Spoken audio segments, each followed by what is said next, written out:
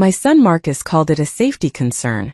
He said my reflexes weren't what they used to be, that the medications I took for my blood pressure made me drowsy, that at 68 years old I was a danger to myself and others on the road.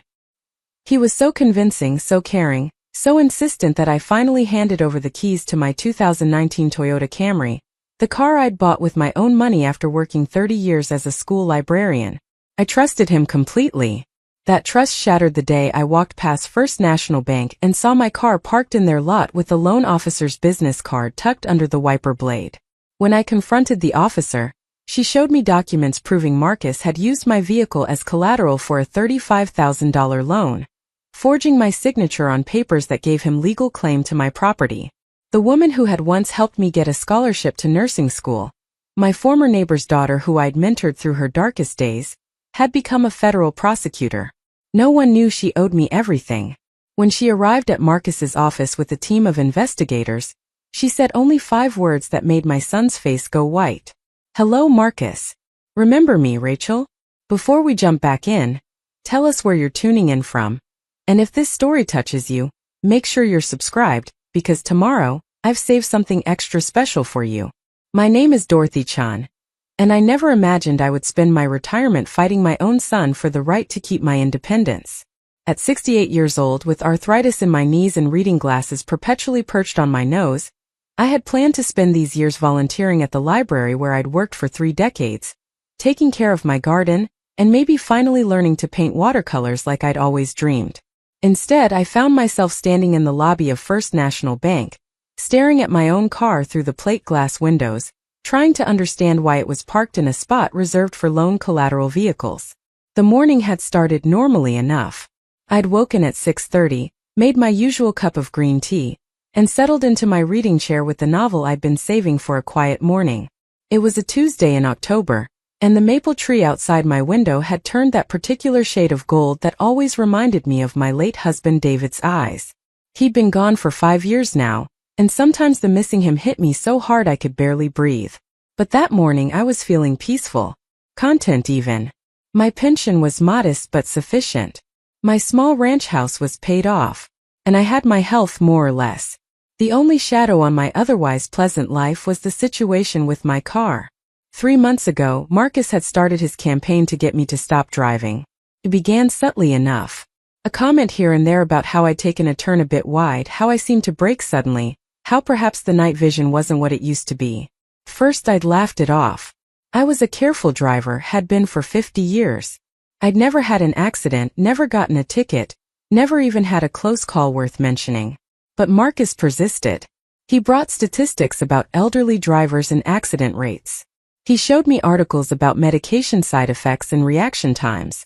He painted such a vivid picture of the danger I supposedly posed that I started to doubt myself. Maybe he was right.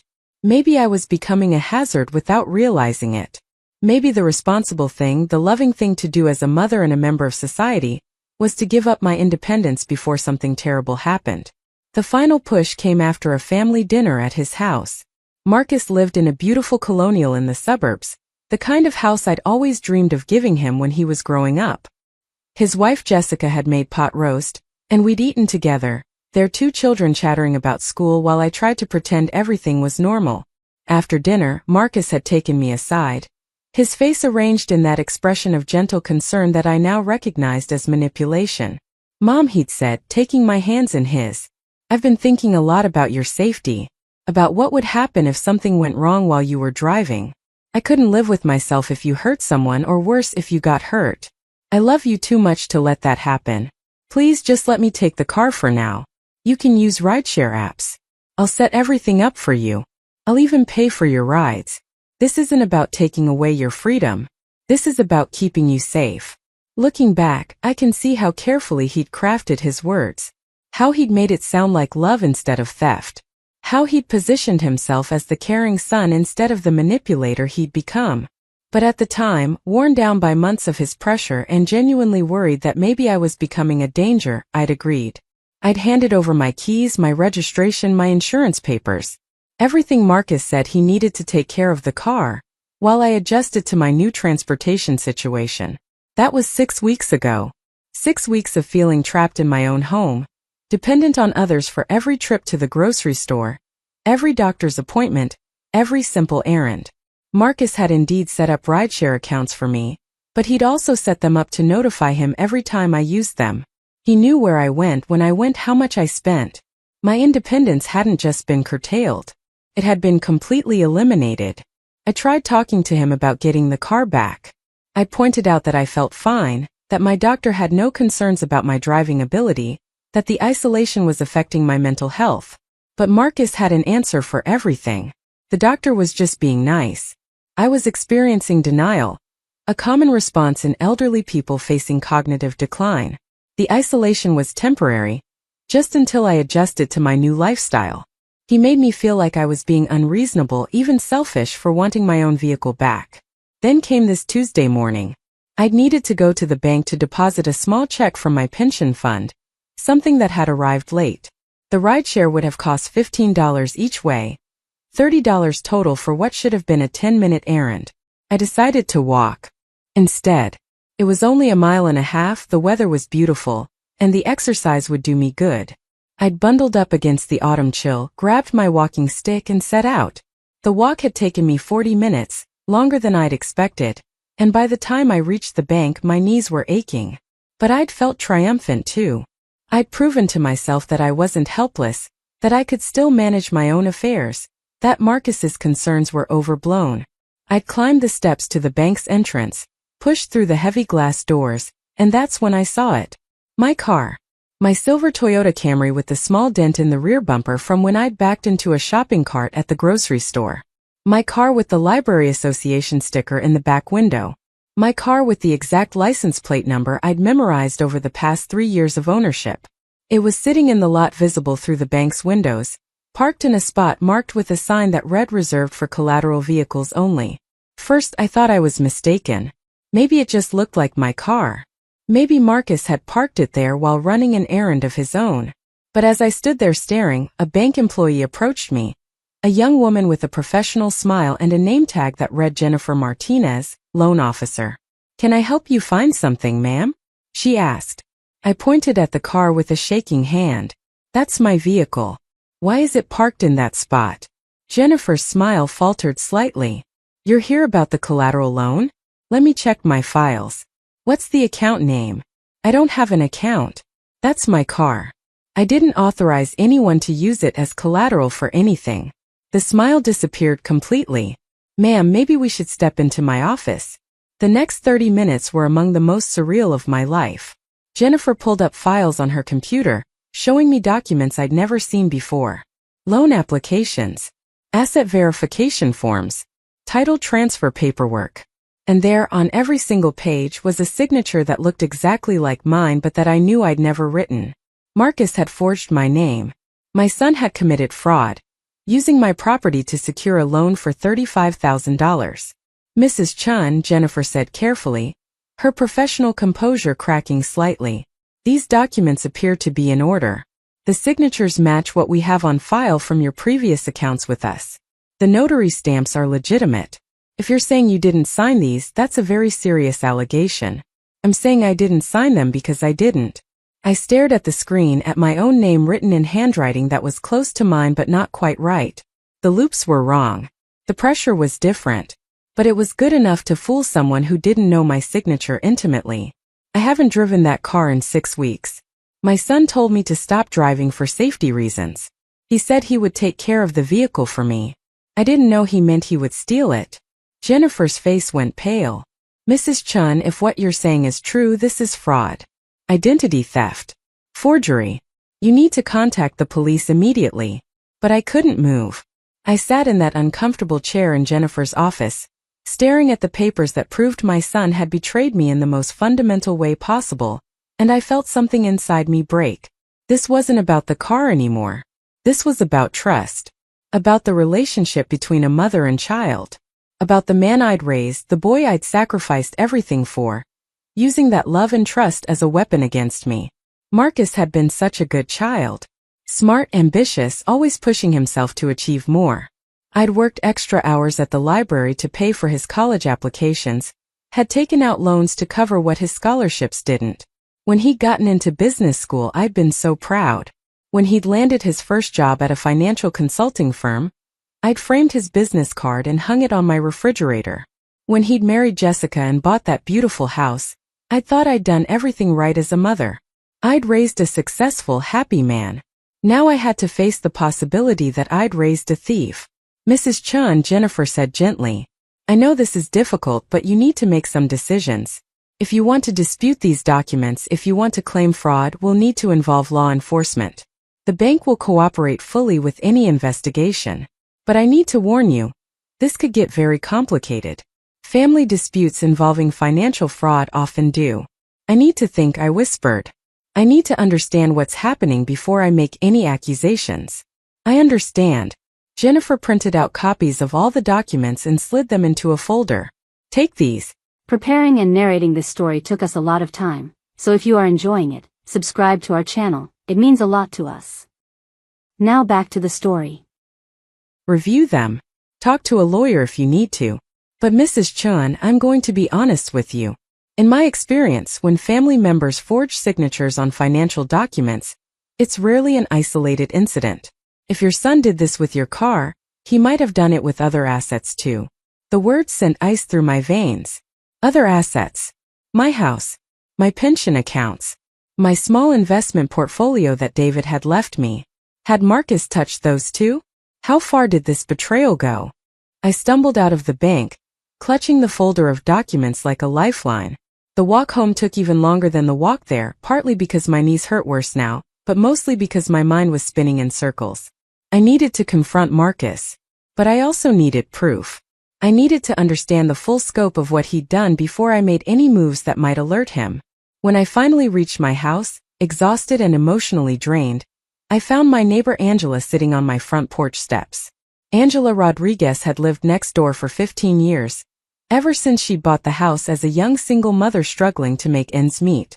I'd helped her then, watching her daughter Rachel after school when Angela couldn't afford childcare, helping Rachel with her homework, encouraging her to apply for scholarships when college seemed financially impossible. Rachel had gone on to study pre-law, then law school, and last I'd heard, she'd become some kind of prosecutor in the city.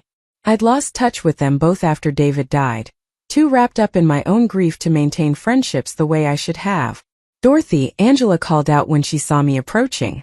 I've been trying to reach you. Your phone kept going to voicemail. I pulled out my cell phone and realized I'd had it on silent mode all morning. 3 missed calls from Angela. 2 from Marcus. The irony wasn't lost on me. I'm sorry. I went for a walk. Got distracted. I climbed the steps slowly, my knees screaming in protest. Is everything all right? Angela's face was serious. That depends. Dorothy, I need to ask you something, and I need you to be completely honest with me. Did you co-sign a business loan for Marcus? The folder of documents nearly slipped from my hands. What? No. Why would you ask that? Because Rachel called me this morning. She's handling a case involving business fraud. And your name came up in some documents her office is reviewing. She wanted to know if you were aware that you're listed as a co-signer and guarantor on a substantial business loan. She said if you didn't know about it, you might want to get legal advice immediately. I felt the world tilt sideways. Not just my car then. Marcus had used my name, my credit, my entire financial identity for who knows what purposes. The caring son who'd been so worried about my safety had been systematically stealing my assets while convincing me I was too incompetent to manage my own life. I need to sit down, I said faintly. Angela helped me into the house and into my reading chair. She made tea while I sat there trying to process everything. When she came back with 2 steaming mugs, she sat across from me and waited, patient as always. Tell me everything, she said finally. So I did. I told her about Marcus's campaign to get me to stop driving. About handing over my car keys and registration. About the documents at the bank showing my forged signature. About the loan I'd apparently co-signed without knowing it. By the time I finished, Angela's face had gone from concern to furious. That son of a bitch, she said quietly. I'm sorry, Dorothy, I know he's your son, but that's elder abuse. That's financial exploitation. That's criminal fraud. I know, I whispered. But he's my son, Angela. How do I report my own child to the police? The same way any victim reports their abuser. By telling the truth. Angela pulled out her phone. I'm calling Rachel. She needs to hear this directly from you. If there's a case being built around financial fraud and your name is involved, you need to be part of the investigation, not a potential target of it. Target? The word sent panic through me. Could I be held responsible for loans I didn't sign for? If they can prove you didn't sign for them, no. But if Marcus has been careful, if the forgeries are good enough, you might have to fight to prove your innocence. That's why you need Rachel. She's good at her job, Dorothy. She's one of the best prosecutors in the state. And she's never forgotten what you did for her. I remembered Rachel as a serious child, always reading, always asking questions. I'd loved having her in my house after school, loved watching her devour the books I'd recommend, loved seeing her mind work through complex problems. When she'd gotten her scholarship to college, I'd been almost as proud as if she'd been my own daughter. But that was 20 years ago. The little girl I'd mentored had grown into a woman I barely knew. Angela was already dialing. The phone rang twice before a professional voice answered. Rachel Rodriguez. Rachel, it's Mom. I'm at Dorothy Chin's house. You need to hear what she has to say. There was a pause. Then put her on. Angela handed me the phone. My hands were shaking so badly I nearly dropped it. Rachel. It's Mrs. Chun. Dorothy. I don't know if you remember me. The voice that came through the phone was warm despite its professional tone. Mrs. Chun, I remember everything you did for me. Every book you shared, every scholarship application you helped me fill out, every time you told me I could be more than what my circumstances suggested. I owe you my career. How can I help you? And just like that, the tears came. Relief mixed with fear mixed with hope. I told her everything, my voice breaking multiple times. Rachel listened without interrupting, asking only occasional questions to clarify details. When I finished, there was a long silence. Mrs. Chun, Rachel said finally, what you've described matches patterns we've been investigating for several weeks. We've been building a case against a financial fraud ring that specializes in exploiting family relationships to secure loans using elderly relatives' assets. Your son's name has come up multiple times in our investigation. The words hit me like a physical blow. Marcus wasn't just stealing from me. He was part of something larger. Something organized. Something that hurt other people beyond just his own mother. I need you to do exactly what I tell you, Rachel continued. Don't confront Marcus yet. Don't let him know you're aware of any of this. Gather every financial document you have. Bank statements, investment records, property deeds, loan papers. Everything. I'm going to send someone to your house this evening to collect them and take your statement officially. Can you do that? Yes, I managed. Good. Mrs. Chun, I need you to understand something. What Marcus has done, it's serious. Very serious. If you press charges, if you cooperate with our investigation, he's going to face criminal prosecution. He could go to prison. I need to know that you're prepared for that possibility. I thought about my son. About the little boy who used to climb into my lap and ask me to read just one more story. About the teenager who'd worked so hard to get into a good college. About the man who'd looked me in the eye and convinced me I was too impaired to drive safely, while he was systematically stealing everything I owned. I'm prepared, I said quietly. Because this isn't just about me, is it? You said there were other victims. At least a dozen that we know of. All elderly. All family members of people in Marcus's business network. We believe they've defrauded vulnerable seniors out of more than $2 million over the past 3 years. $2 million. Other mothers and fathers and grandparents who trusted their families and been betrayed. The magnitude of it was staggering. Then yes, I said, my voice stronger now. I'll cooperate fully. Whatever you need from me, you'll have it. Thank you, Mrs. Chun. And Dorothy, I promise you we're going to make this right. You gave me a future when I was a scared kid who didn't think she had one. Now I'm going to give you justice. After we hung up, Angela put her arm around my shoulders. You did the right thing. I know, I said. But knowing it was right didn't make it hurt any less. The investigator arrived at 7 that evening.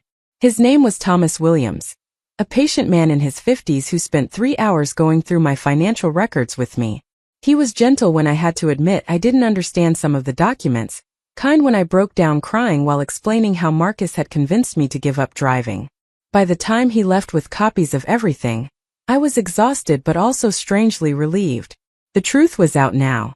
Whatever came next, at least I wouldn't be carrying this burden alone. I didn't sleep that night. I kept thinking about what Rachel had said about Marcus being part of a larger fraud ring, about other families destroyed by this kind of betrayal, about my grandsons growing up knowing their father was a criminal, about Jessica, Marcus's wife, who might be innocent or might be complicit, about the life I'd thought I had versus the reality I was now facing. By morning I'd made my decision, not just to cooperate with the investigation but to see it through to the end, no matter how painful, no matter what it cost me emotionally, because this wasn't just about my car or my forged signature or my stolen independence. This was about right and wrong, about protecting other vulnerable people from the same predator who happened to share my DNA. Rachel called at 8 in the morning. Mrs. Chun, we're moving forward today. Based on the evidence you provided and what we've gathered from other sources, we have enough for arrest warrants. I wanted you to know before it happens. By this afternoon, Marcus and 3 of his business associates will be in custody. My coffee cup trembled in my hand. So fast? We've been building this case for months. Your testimony and documentation were the final pieces we needed. Mrs. Chun, I also want you to know that we're prepared for this to be difficult for you. Having your son arrested is traumatic. We can arrange for counseling services if you need them. What I need, I said slowly, is to know that other people won't be hurt by him. That's what matters. You're very brave. I'm very angry, I corrected. There's a difference. Rachel laughed softly. Sometimes anger is what gives us courage. Mrs. Chun, there's one more thing. Would you be willing to be present when we make the arrest? You don't have to be, but sometimes it helps victims to see justice happening in real time. I thought about Marcus's face when he realized his mother had been the one to bring his crimes to light. Part of me recoiled from the idea. But a larger part, the part that had spent 6 weeks feeling helpless and trapped and diminished, wanted to be there. Wanted him to see that underestimating me had been his biggest mistake. Yes, I said. I'll be there. Where and when? Marcus's office at 2 this afternoon. I'll send a car for you at 1:30. The next few hours passed in a blur of anxiety and anticipation. I changed clothes 3 times, unable to decide what one wears to watch their only child be arrested. I finally settled on the blue dress I'd worn to David's funeral, because it made me feel strong. Armored somehow. At 1:25, a black sedan pulled up in front of my house. The driver introduced himself as Agent Martinez, and he drove in silence to downtown, to the glass tower where Marcus's financial consulting firm occupied the 14th floor. Rachel was waiting in the lobby, dressed in a sharp navy suit that made her look every inch the federal prosecutor she'd become. Mrs. Chun, she said, taking my hands. Are you sure about this? You can still wait in the car if you prefer. I'm sure. We rode the elevator up in silence. Rachel had 3 other agents with her, all wearing the same serious, professional expressions. When the doors opened on the 14th floor, I could see Marcus through the glass walls of his corner office. He was on the phone, laughing at something, completely unaware that his world was about to end. Rachel walked in first, her badge held high. Marcus Trenchon, I'm Assistant U.S. Attorney Rachel Rodriguez. We have a warrant for your arrest on charges of wire fraud, identity theft, elder abuse, and conspiracy to commit financial fraud. The color drained from Marcus's face. His phone clattered onto his desk. That's when he saw me standing behind Rachel, and his expression shifted from shock to horror to rage in the span of seconds. Mom, what are you doing here? What is this? This is what happens when you steal from your own mother, I said quietly. When you forge her signature. When you use her trust as a weapon. Marcus looked at me like I'd slapped him. His mouth opened and closed several times before any words came out, and when they did, they were desperate and pleading in a way that might have moved me if I hadn't spent the last 12 hours learning the full extent of his betrayal. You don't understand, he said, his voice rising as 2 agents moved to either side of him. Mom, this is all a misunderstanding. I was protecting your assets. The loans were strategic investments. I was going to pay everything back. Rachel stepped forward, her voice cool and professional. Mr. Chun, you have the right to remain silent. Anything you say can, and will be used against you in a court of law. You have the right to an attorney. If you cannot afford an attorney, one will be appointed for you. Do you understand these rights as I've explained them to you? But Marcus wasn't listening to her. His eyes were locked on mine. And I could see the moment when his strategy shifted from denial to manipulation. Mom, please. Think about the boys. Think about what this will do to your grandsons. You're going to destroy their lives because of some paperwork confusion? Because I made a few mistakes trying to help you? The mention of my grandsons, 8-year-old Christopher and 6-year-old Daniel, sent a sharp pain through my chest. I loved those boys more than almost anything. The thought of them growing up knowing their father was in prison because of their grandmother's testimony made me feel physically ill. But then I thought about the other victims Rachel had mentioned. Other grandparents who loved their grandchildren just as much as I loved mine. Other families destroyed by Marcus's greed. Those weren't mistakes, I said, my voice steady despite the trembling in my hands. Those were crimes. And I'm not destroying your sons' lives. You did that all by yourself when you chose to steal from vulnerable people who trusted you. Marcus's face twisted with fury. You sanctimonious hypocrite. You think you're so perfect, don't you? The devoted mother, the selfless librarian, the helpful neighbor. Do you know what it was like growing up with you? Always so disappointed when I didn't live up to your impossibly high standards? Always comparing me to other kids, other families? I built everything I have despite you, not because of you. The words were designed to hurt, and they succeeded. But they also revealed something I'd suspected for years, but never wanted to acknowledge. My son resented me. Not just for this moment but for everything. For every sacrifice I'd made that he'd seen as pressure. For every expectation I'd had that he'd interpreted as criticism. For every moment of my love that he'd twisted into something toxic in his own mind. Agent Martinez stepped forward with handcuffs. Mr. Chan, we need you to come with us now. What followed was chaotic and humiliating in equal measure. Marcus was led out of his office in handcuffs while his colleagues watched through glass walls. Some looked shocked. Others looked knowing, as if they'd suspected something wasn't right about Marcus's sudden success and expensive lifestyle. His assistant, a young woman named Claire, actually looked relieved, which made me wonder what she'd witnessed or suspected during her time working for him. Rachel guided me to a conference room while the arrest was being processed. We sat across from each other at a large table, and she poured me water from a pitcher that had been left there. How are you holding up? She asked gently. I don't know, I admitted. Part of me feels vindicated, but another part feels like I just destroyed my family. Mrs. Chan, you didn't destroy anything. Marcus did that himself. What you did was stop him from destroying more families. Rachel pulled out a tablet and opened a file. I want to show you something, but I need to warn you first that it's going to be upsetting. She turned the tablet toward me. On the screen was a photograph of an elderly man, probably in his mid-70s, sitting in what looked like a small apartment. His face was gaunt, his clothes worn. The defeat in his eyes was palpable even through the photograph. This is Harold Winters, Rachel said quietly. He's 76 years old. He worked as a mechanic for 40 years before retiring. He had a small pension, a paid-off house, and about $200,000 in savings that he'd planned to leave to his daughter. His nephew, one of Marcus's business partners, convinced him to invest in what he called a guaranteed return opportunity. Harold signed papers he didn't fully understand. Within 6 months his savings were gone, his house had a new mortgage he didn't remember taking out, and he was facing bankruptcy. We found him living in a studio apartment, eating 1 meal a day to make his remaining money stretch. I felt tears sliding down my cheeks. What happened to him?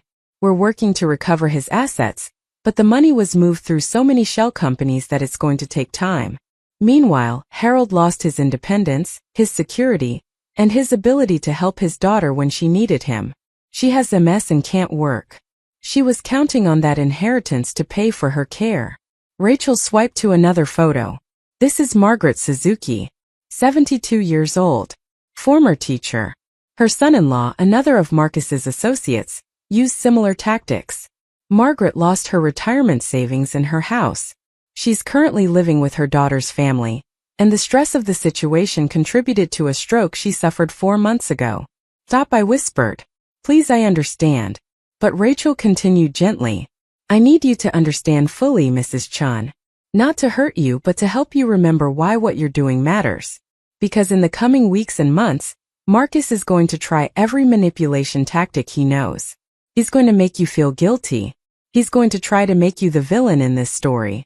And I need you to be able to hold on to the truth of what he did. She swiped through several more photos. Each one showed another victim. Another elderly person whose trust had been exploited. Another family torn apart by greed. By the time she finished, I'd counted 12 different people whose lives Marcus and his associates had destroyed. How much money total? I asked quietly. Just over $2.3 million. Some of it we can recover. Some of it is gone forever, spent on luxury cars and expensive vacations and keeping up appearances. The financial investigation is ongoing. And you said Marcus has been doing this for 3 years? As far as we can determine, yes. It started small. A loan here, a forged signature there. But the operation got more sophisticated and more brazen over time. Your case was actually one of the sloppiest, which is why it drew our attention. The forgeries on your car loan documents weren't as clean as some of the others. It's almost like he got overconfident. Or desperate, I said, thinking back to the past few months. Has he been having financial troubles? Rachel pulled up another file on her tablet. Marcus has been living well beyond his legitimate income for at least 2 years. The expensive house, the private school tuition for your grandsons, the country club membership, the luxury cars.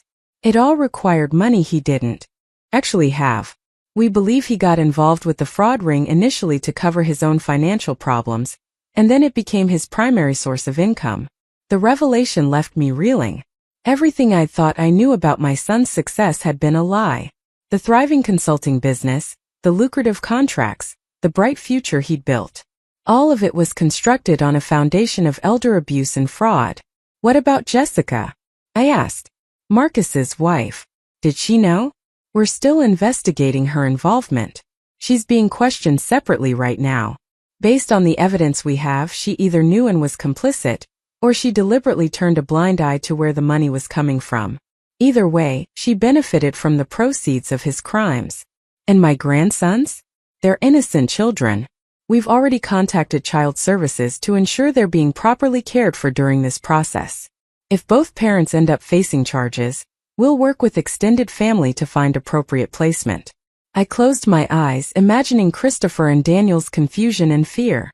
They were too young to understand why their father wouldn't be coming home, too young to comprehend the magnitude of what he'd done.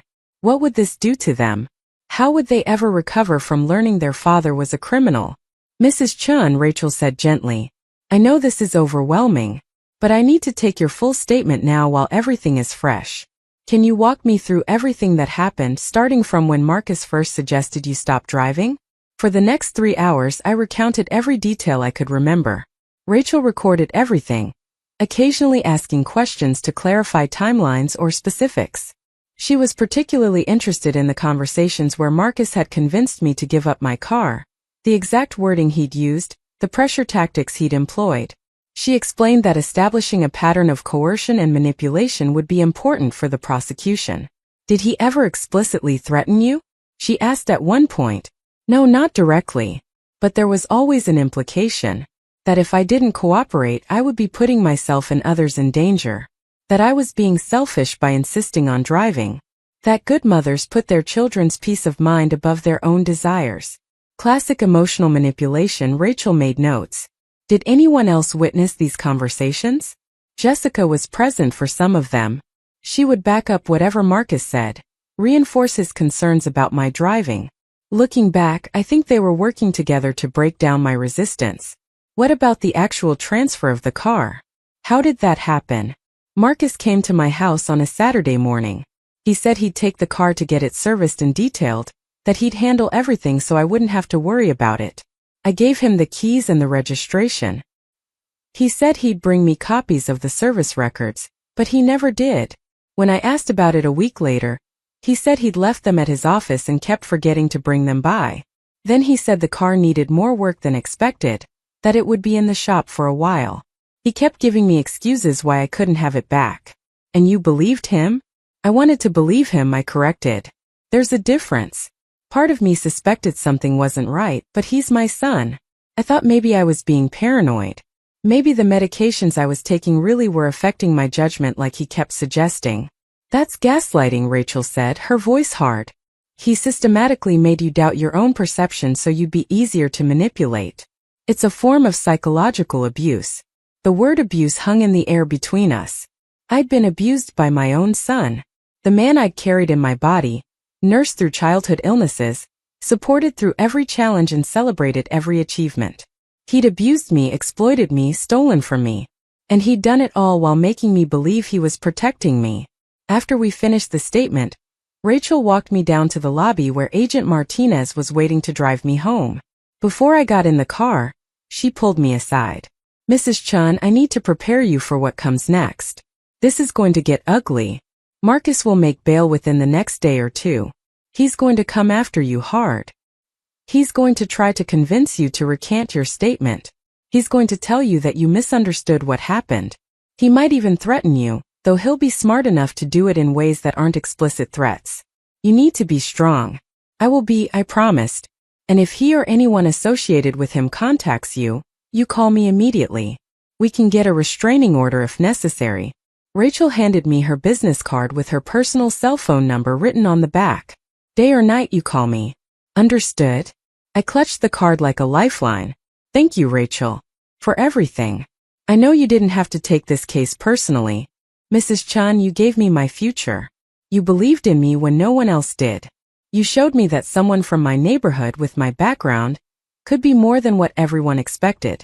I became a prosecutor because of you, because you taught me that education was power and justice was worth fighting for. This isn't me doing you a favor. This is me finally getting to pay back a debt I've owed for 20 years. The drive home was quiet. Agent Martinez tried to make small talk, but I was too exhausted to respond with more than monosyllables. When we pulled up in front of my house, I saw Angela waiting on my porch again, and I felt a rush of gratitude for this woman who'd stayed my friend even when I'd been too buried in grief to be a good friend back. Angela helped me inside and made tea while I collapsed into my reading chair. The events of the day felt surreal, like something that had happened to someone else. But the folder of documents on my coffee table, the business card with Rachel's number in my purse, the ache in my chest where my relationship with my son used to be, they all proved it was real. "He's been arrested," I told Angela. "Marcus and 3 of his business partners. They're charging him with multiple counts of fraud and elder abuse." Angela sat down across from me, her face serious. "How do you feel?" "Like I've lost my son. Like I've saved him. Like I've done the right thing and the worst thing all at once." We sat in silence for a while, drinking tea and watching the sun set through my living room window. Eventually Angela spoke again. "Rachel called me earlier. She told me about the other victims. About how bad it was." I nodded. There were photos. Elderly people who lost everything. I couldn't look at them and not act, Angela. Even if it means losing Marcus forever. "You haven't lost him," Angela said firmly. "He lost himself years ago. You're just refusing to enable it anymore." The phone rang, shrill and unexpected in the quiet room. I almost didn't answer it, but Angela nodded toward it encouragingly. It might be important. I picked up on the 4th ring. "Hello? Mom." Jessica's voice was tight with barely controlled hysteria. "What have you done?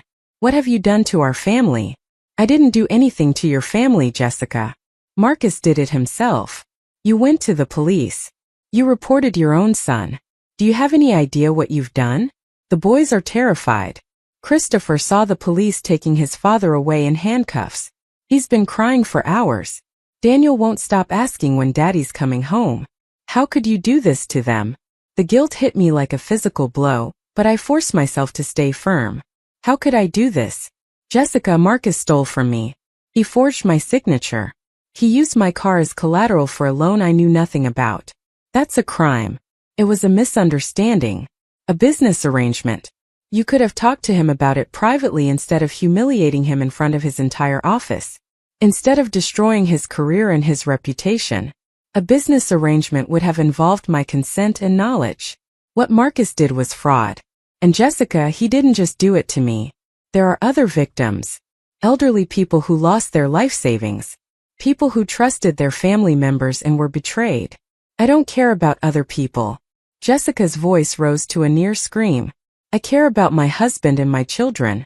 You've destroyed our lives because you're a bitter old woman who can't stand to see her son succeed. Is that what you really think? That this is about bitterness or jealousy? What else could it be? Marcus was right about you. He said you'd always been controlling, always trying to make him feel guilty for being successful. I should have listened to him when he said we needed to keep our distance from you. The words stung, but they also clarified something for me. Jessica wasn't innocent in this. She might not have been the architect of the fraud, but she'd benefited from it knowingly. She'd helped Marcus gaslight me about the car. She'd supported his campaign to make me doubt my own competence. She'd been complicit in my abuse even if she hadn't signed the forged documents herself. Jessica, I said quietly, I'm sorry you're going through this. I'm sorry the boys are scared and confused. But I will not apologize for reporting crimes to the authorities. What Marcus did was wrong, and you know it was wrong. If you're honest with yourself, you know exactly where the money for your lifestyle was coming from. Don't you dare judge me, she hissed. You don't know anything about our lives.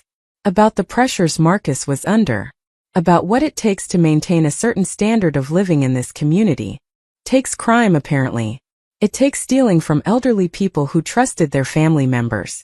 It takes forging signatures and lying to banks and exploiting vulnerability. Is that really the standard you want to maintain, Jessica? She hung up without answering. I sat there holding the phone, my hand shaking, while Angela watched me with concern. That didn't sound good, Angela said carefully. It wasn't. But I expected it. Rachel warned me that Marcus would try to manipulate me. I suppose Jessica is doing it on his behalf now. Do you think she'll try to bring the children here? Use them to guilt you into recanting your statement? Probably. And it might work. I closed my eyes, fighting back tears. God, Angela, what if I'm wrong about this? What if there was another way to handle it that wouldn't traumatize my grandsons? Dorothy, look at me. Angela leaned forward, her voice intense. Those boys are already traumatized. Not because of what you did, but because of what their father did. They're going to grow up and learn the truth someday. Would you rather they learn that their grandmother enabled their father's crimes, or that she stood up for what was right even when it was hard? I want them to learn that their grandmother loved them enough to protect them from growing up thinking that stealing from vulnerable people is acceptable behavior, I said slowly. That sometimes love means holding people accountable. Exactly. And that's what you're doing. You're showing them what integrity looks like even if they're too young to understand it right now. The evening passed in a blur of anxiety and exhaustion. Angela stayed with me until after midnight, helping me go through more of my financial documents to make sure there weren't any other loans or accounts I didn't know about. We found 2 more concerning items.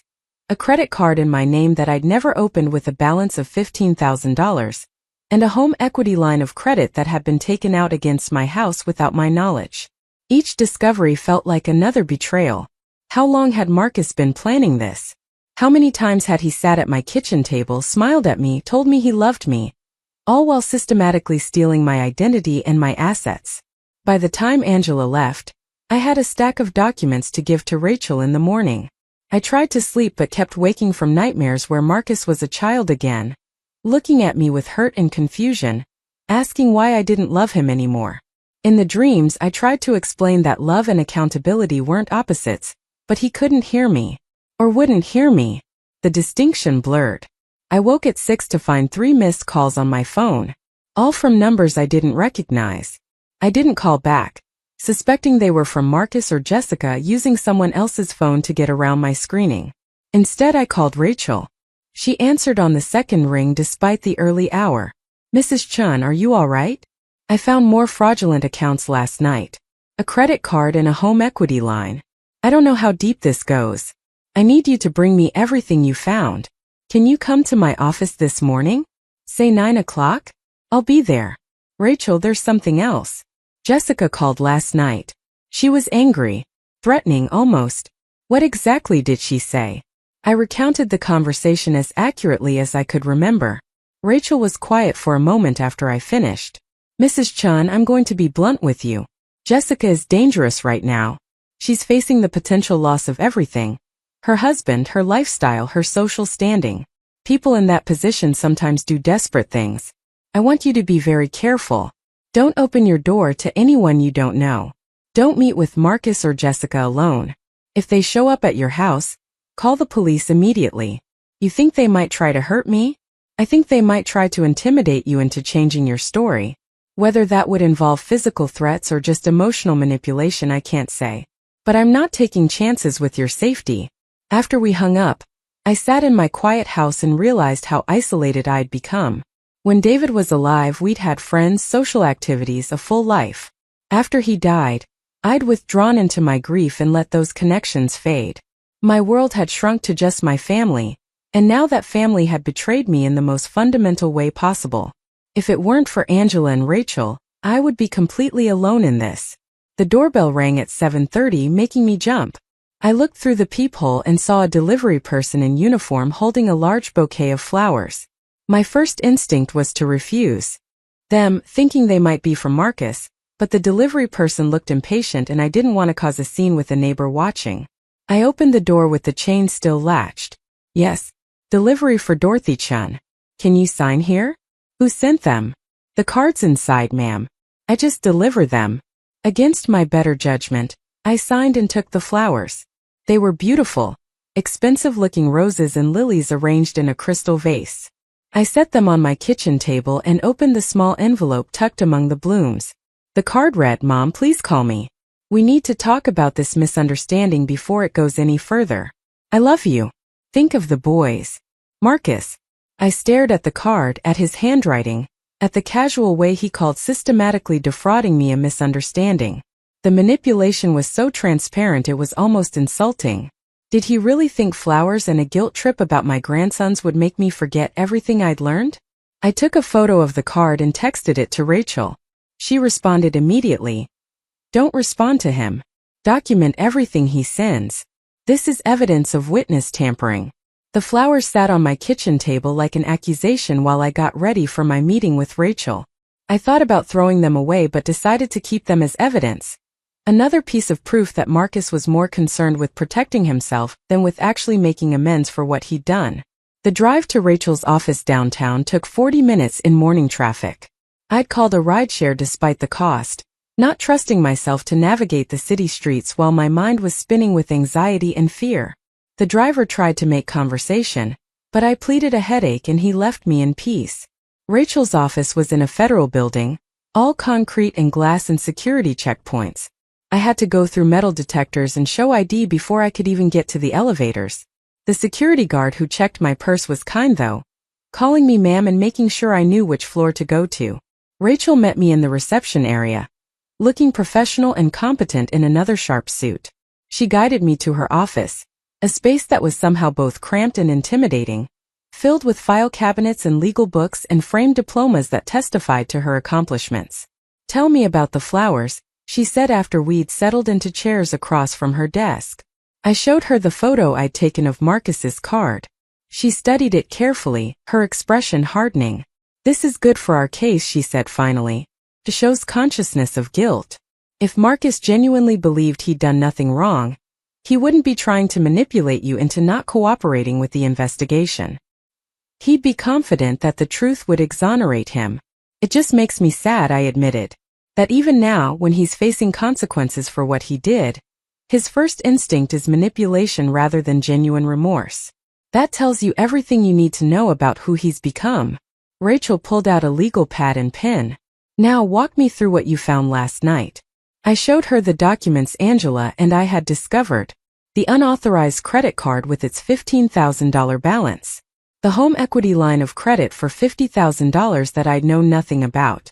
Bank statements showing transfers from my savings account that I couldn't explain. Each piece of paper represented another violation, another betrayal. Rachel photographed everything with her phone, making notes as she worked. "How much do you think he's stolen from you total?" "I don't know. Between the car, the credit card, the home equity line, and the savings transfers, at least $100,000. Maybe more. We're going to need a forensic accountant to trace all of this." Rachel made more notes. "Mrs. Chun, I need to tell you that Marcus made bail last night. $10,000 posted by Jessica's parents. So he's out there right now?" "Yes, with conditions. He's not supposed to contact you directly or come within 500 feet of your residence. The flowers technically violate that order, though he could claim he had them sent before the order was in place. If he contacts you again, we can have his bail revoked." The confrontation happened 3 weeks later, on a gray November morning that matched my mood perfectly. Rachel had called the night before to tell me that Marcus's preliminary hearing was scheduled, and that she expected him to make one final attempt to get me to change my testimony before we went to court. She was right. I was in my garden trying to salvage the last of my autumn vegetables before the first hard frost, when I heard a car pull into my driveway. I looked up to see Marcus getting out of a rental sedan, his face haggard and desperate in a way I'd never seen before. He'd lost weight, and there were dark circles under his eyes that spoke of sleepless nights and mounting panic. He stopped at the edge of my garden, keeping the court-mandated distance between us, but close enough that I could see the tremor in his hands. "Mom, please. Just 5 minutes. That's all I'm asking." I stood slowly, my knees protesting after an hour of kneeling in the dirt. "You're violating the restraining order just by being here, Marcus. I don't care. I need you to understand what you're doing to my family, to your grandsons. Christopher had a breakdown at school yesterday. He's seeing a therapist now because his grandmother decided to destroy his father's life over a misunderstanding.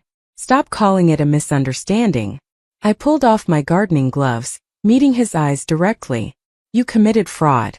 You stole from me and from 11 other elderly people. You forged signatures and manipulated vulnerable people who trusted you. I was trying to provide for my family.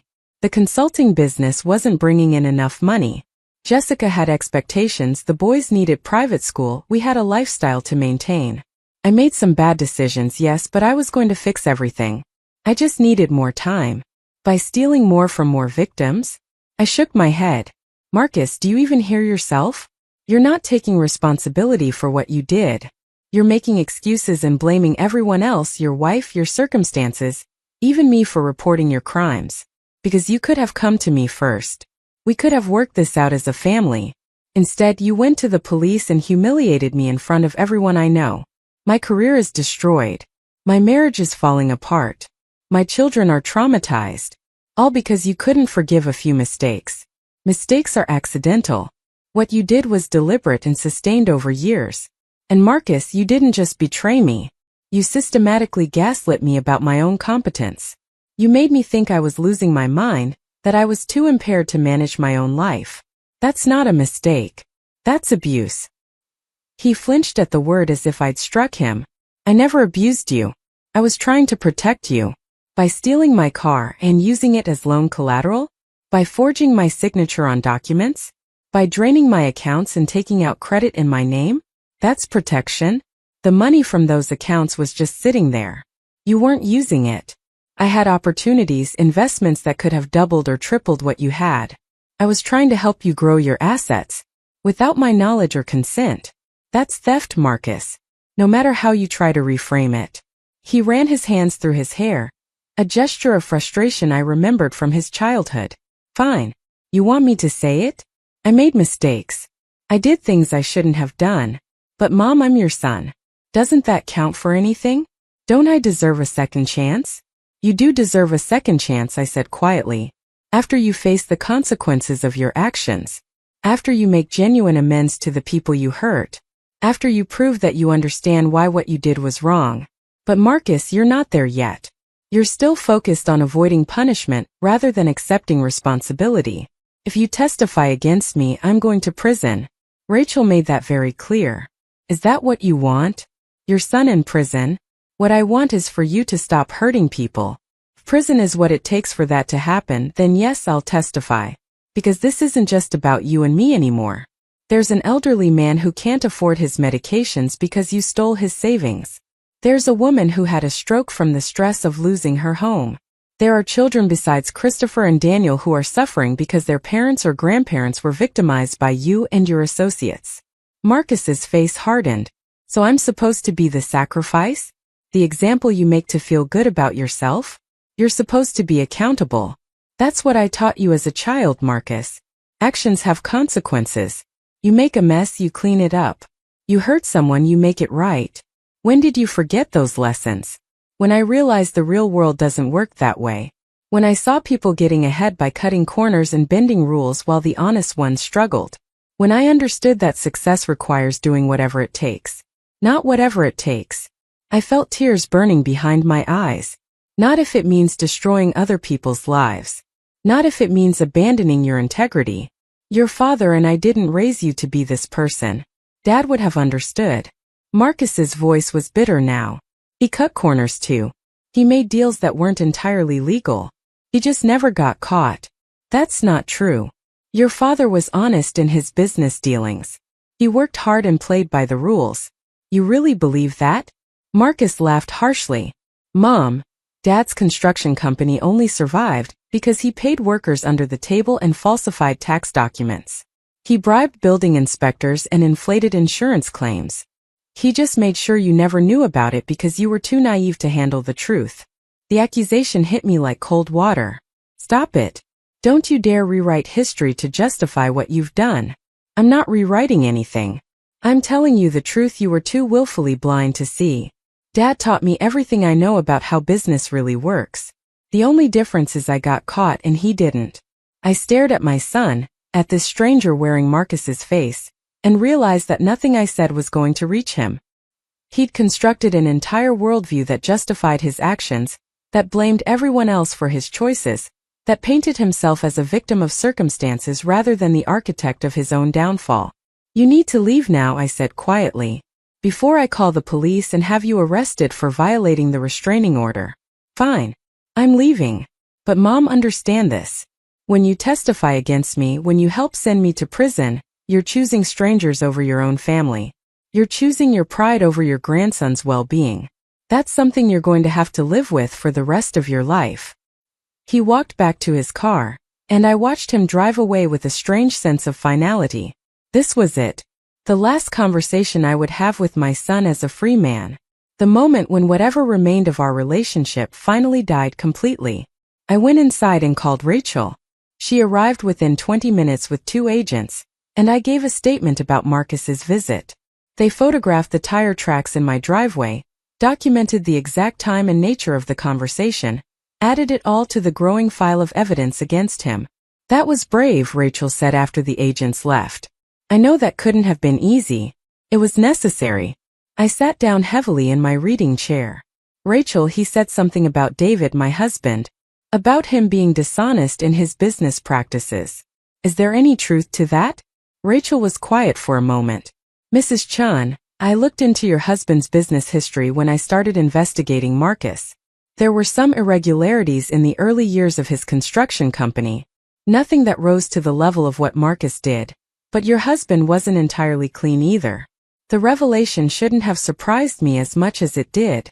I'd been married to David for 40 years. Surely I should have known if he was doing something illegal. But then again, I'd been Marcus's mother for his entire life, and I hadn't seen what he was becoming either. Maybe I'd been willfully blind in both cases, seeing what I wanted to see rather than what was really there. Does that make me a hypocrite? I asked quietly. Turning in Marcus for crimes when his father did similar things? No, because you're not turning Marcus in to punish him. You're doing it to stop him from hurting more people. And you didn't know about your husband's activities. You're not responsible for things you had no knowledge of or control over. But I should have known. About both of them. Rachel sat down across from me. Mrs. Chun, you're a good person who trusted the people you loved. That's not a character flaw. That's human nature. The flaw lies with the people who exploited that trust, not with you for having it. The preliminary hearing happened 2 weeks later. I sat in the courtroom, my hands folded in my lap, while Rachel presented the evidence against Marcus and his 3 co-conspirators. The prosecutor's case was devastating in its thoroughness. Bank records, forged documents, victim testimony, expert analysis of the fraud scheme. By the end of the day, even Marcus's expensive lawyer looked defeated. When it was my turn to testify, I walked to the witness stand on trembling legs. I looked at Marcus sitting at the defense table, and for just a moment I saw the little boy he used to be. The child who'd climbed trees and scraped his knees and run to me for comfort. Then I looked at the victim sitting in the gallery, at Harold Winters who'd lost his life savings, at Margaret Suzuki still recovering from her stroke, at the others whose lives had been destroyed by my son's greed. I told the truth. All of it. The way Marcus had manipulated me into giving up my car. The forged signatures. The stolen assets. The gaslighting and emotional abuse. I didn't embellish or exaggerate. I didn't need to. The facts spoke for themselves. Marcus's lawyer tried to shake my testimony on cross-examination, suggesting I was confused or mistaken, that my age and medications might be affecting my memory. But I'd prepared for this with Rachel. I had documents, dates, times. I had the truth on my side, and truth doesn't need to be propped up with manipulation. The judge ruled that there was sufficient evidence to proceed to trial. Marcus's bail was revoked after the prosecutor presented evidence of his attempt to contact me in violation of the restraining order.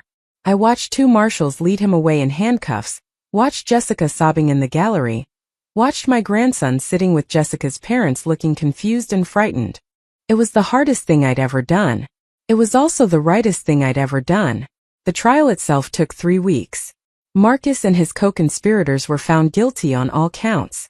The judge sentenced Marcus to 8 years in federal prison followed by 5 years of probation.